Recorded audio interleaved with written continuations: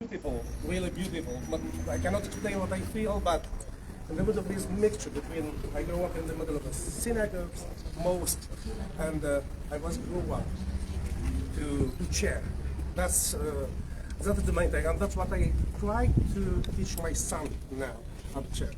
Before I was talking with my friend Gabriel Kabla about our visit to Haribira and about the school in which we study together as a small Arab and Jewish children, and my uncle, based on him, he was the director of that school, and my wife, she's from Haribira, and in my wedding we are inviting together, Jewish and Muslim together, and this is a part of me. Comes back to the mosque of Sidi Fadlun. Sidi Fadlun, first of all, every mosque starts with the name of Sidi, means saint, because in the beginning they built a mosque that became, after that, a theological complex around a tomb of a saint man. To become a saint is not like Catholic culture. There is no reason to have done some miracles. No, it can be some how to say it, some men who have done some good things to his society. Maybe he did some cistern like this to collect water just for the society. Maybe he built some mosque like this for the society, and he teach in that mosque, like the example that we're gonna see now, inside and around this mosque. How it composed? First, the prayer room in the middle, around a courtyard, and here, for example, starting with the beginning of the prayer who comes, they have to start with what we call ablution. Wash your hands and feet to enter in the holy space and start to pray, start their connection with their God. So here there is water, and when we talk water in Jerba, we have to talk so carefully about this water because it's so rare. It's so rare that we need it, that we cannot imagine a house without a cistern or without a well. But when we come back again to the mosque, the problem of the well here, you can dig everywhere well that you want, but it's not sure that you find a fresh water. Because Jerba, it's so flat. I don't know if you have noticed, it's so flat, so the seawater all around goes deep, and the water in upstairs becomes so salty. So they start, we're gonna do in a virtually way like the prayers. We're gonna start from there, and then we're gonna enter inside the courtyard, and you will notice on the right there are three spaces: a bakery, two teaching rooms, and an olive press. So it was some kind of, before I was at a university campus. So many students from all around South Tunisia, Southwest and Southwest, but even from the south of Algeria, from the north of Libya, comes here to Jerba, and they study here. And it was the first, let me say, not Quranic school, but even Quranic university, because we don't study only theology, but even mathematics, science, philology, and theology, obviously. It was built in the middle of the 14th century. Many people that when they bring here, they ask, how come it looks like a fortress? How come? Maybe many of you have visited some other mosque in the world. Don't talk to me about Abu Dhabi. Maybe they notice how, for example, why the minaret is so short. Because, in fact, it was made to be hidden behind the highest palm trees.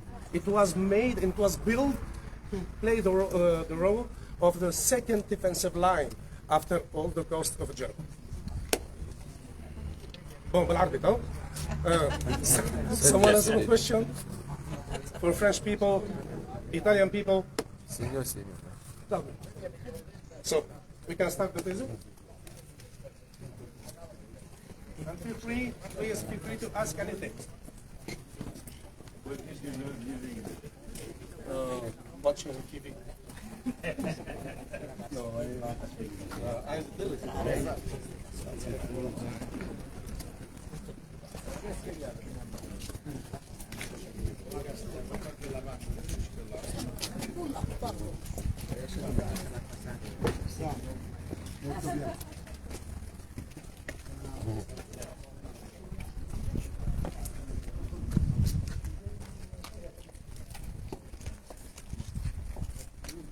Can please take place under the shadow?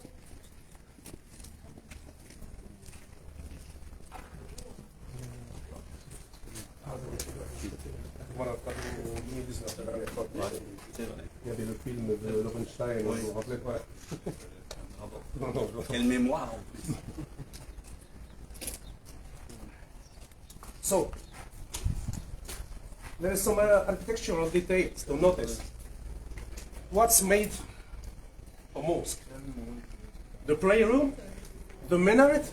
In that case, the minaret, it becomes like a signal from which we can tell people all around. Remember what I say, there is no hill mountains that can block the signal if some enemy comes from the sea. So we can just put some fire up there on the minaret, and then we can see it from another one, and see it another one, and it goes so quickly that from a part to another on the island, in less than 2 minutes, we can advertise of the incoming of some enemies or another one. In less than 2 minutes, we can make 32 kilometers, much more fast than the Wi-Fi. Inside the prayer room, we find some hemicyclic shape. It's the mihrab, where the imam is the one that leads the prayer, and behind him all the Muslim prays inside the prayer room. But when it comes the summer, like nowadays, it's become hot. Even if the walls, they are so thick, it's so fresh inside, but we go outside, and that's why we put a second mihrab there. You see that shape, like this, a mystical shape. There, we call it the summer mihrab. The summer mihrab. So during the summer, all the prayers they're doing, they're outside.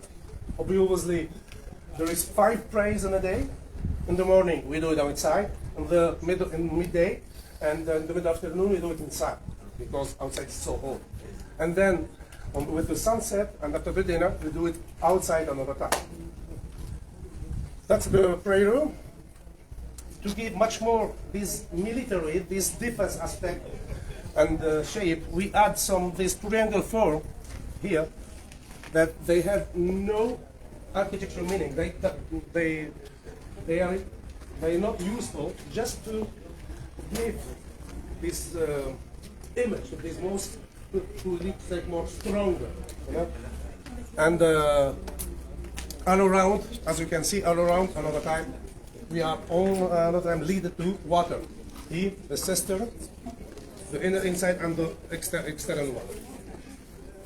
There, just behind you, all the components of the toilet, the bakery, the olive press, and the 2 teaching rooms that are on your side that you can visit. And I am here for any other questions.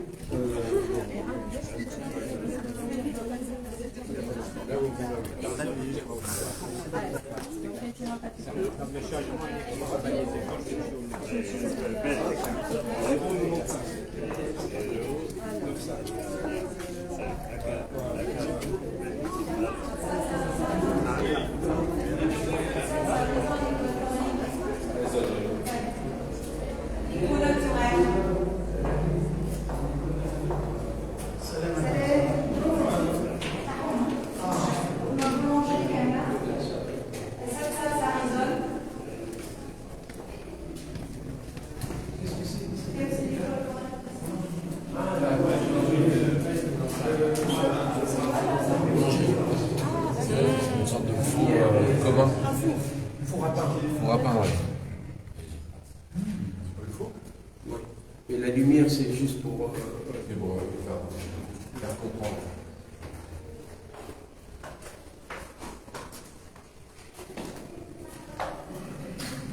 Des photos.